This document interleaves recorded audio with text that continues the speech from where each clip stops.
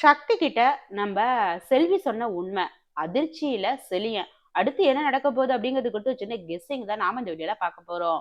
இப்போ ஒரு வழியா நவீன் கிட்ட இருந்து தப்பிச்சு நம்ம செல்வி பாத்தீங்க அப்படின்னா, அந்த கல்யாணம் நடக்கக்கூடிய அந்த பொன்னியம்மன் கோயிலுக்குள்ள வந்துட்டாங்க.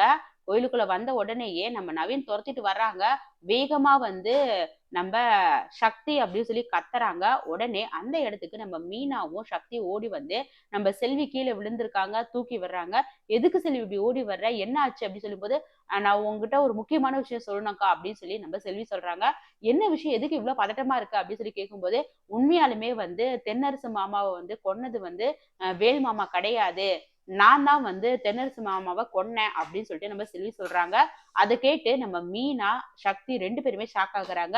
"என்ன செல்வி சொல்ற? எனக்கு புரியல" அப்படின்னு சொல்லிட்டு நம்ம செல்வி அதாவது செல்வி கிட்ட நம்ம சக்தி கேட்கறாங்க. அப்ப செல்வி இருந்துட்டு நடந்த எல்லாத்தையுமே சொல்றாங்க. அதாவது நம்ம தென்னரசு வந்து அன்னைக்கு நைட்டு கல்யாணத்தன்னைக்கு செலியன அதாவது நம்ம செல்விய ஃபோன் பண்ணி கூப்பிட்டது. அதுக்கப்புறமேட்டு நம்ம செல்வி கிட்ட தென்னரசு தப்பா நடக்க முயற்சி பண்ணது. அதனால ஒரு கோவத்துல நம்ம செல்வி வந்து தென்னரச வந்து அடிச்சது. அதுக்கப்புறமேட்டு அந்த இடத்துக்கு வேலு வந்தது. அந்த பழிய வேலு ஏத்துக்கிட்டது. இந்த விஷயம் யார்ட்டயும் சொல்லக்கூடாதுன்னு தன்கிட்ட சத்தியம் வாங்குனதுன்னு எல்லா விஷயத்தையுமே பார்த்தீங்கன்னா, நம்ம செல்வி சக்தி கிட்ட சொல்றாங்க. இந்த விஷயம் நான் யார்ட்டயும் சொல்லிடக்கூடாதுங்கிறதுக்காக என் புருஷனும், செலியனும் சேர்ந்து என்னை இவ்வளவு நாள் அடைச்சு வச்சிருந்தாங்க அப்படிங்கிற மாரி சொல்றாங்க. இத கேட்டு நம்ம சக்தி வந்து ஷாக் ஆகுறாங்க. கல்யாணத்துக்கு நிறுத்த வந்த நம்ம வேலுவும் அங்க வந்துடுறாரு. நம்ம வேல்கிட்ட போய் நம்ம சக்தி இருந்துட்டு, "ஏன் வேலு இத நீ என்கிட்ட மறைச்ச? நீ இத என்கிட்ட சொல்லியிருக்கலாமே!" அப்படிங்கிற மாரி நம்ப சக்தி வந்து ஃபீல் பண்ணி, ஹக் பண்ணி அழறாங்க. அந்த இடத்துக்கு செலின் வந்த உடனேயே, "எனக்கு எவ்ளோ பெரிய நம்பிக்கை துரோகம் நீ பண்ணிட்ட. நான் உன்ன நம்புனேன் தானே! ஆனா என் வாழ்க்கைய அழிக்கணும்னு நெனச்சுட்டு தானே! உன் சுயநலத்துக்காக, உன் ஃப்ரெண்ட நான் கல்யாணம் பண்ணிக்கணுங்கிறதுக்காக, என் லைஃப்ப நீ அழிக்க பார்த்த தானே! அடச்சீ! இனிமேட்டு உன் மூஞ்சிலே நான் முழிக்க மாட்டேன்." அப்படிங்கிற மாரி நம்ம சக்தி வந்து சொல்றாங்க. இப்போ நம்ம வேலுவும், சக்தியும் வந்து சேர்ற மாரி ஒரு சூழ்நிலை அமைஞ்சிருச்சு. அடுத்து வந்து வேல்கிட்ட பார்த்தீங்கன்னா, அந்த குழந்தை நம்மளுடைய குழந்தை தான் நிலா அப்படிங்கிறத நம்ம வேலுகிட்ட வந்து நம்ம சக்தி வந்து சொல்லப் போறாங்க. இந்த விஷயம் இதுவரைக்கும் வேற யாருக்குமே தெரியாது.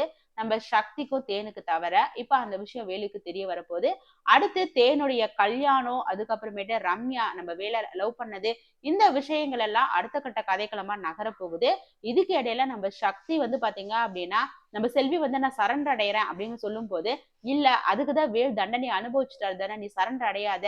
நீ எதுக்காக நீ ஜெயிலுக்கு நம்ம வேலு போனாரோ, அதுவே முடிஞ்சிருச்சு. நீ நல்லா இருக்கணுங்கிறதுக்காக தான் வேலு இப்படி பண்ணியிருக்காரு.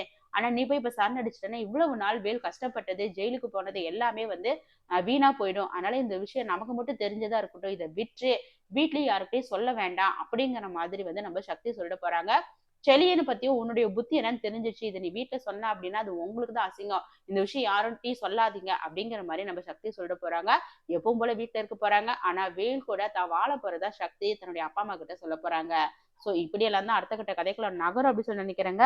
இல்ல வேற எந்த மாரி கதைக்களம் போகும்? இந்த விஷயம் சக்திக்கு தெரிஞ்சதும் என்ன பண்ணுவாங்க? வேலுவ ஏத்துப்பாங்களா? இல்லையா? அடுத்து என்ன மாரி கதைக்களம் போக வாய்ப்பு இருக்கு? அப்படிங்கிறது குறித்த உங்களுடைய கருத்துக்கள மறக்காம கமெண்ட் பண்ணுங்க.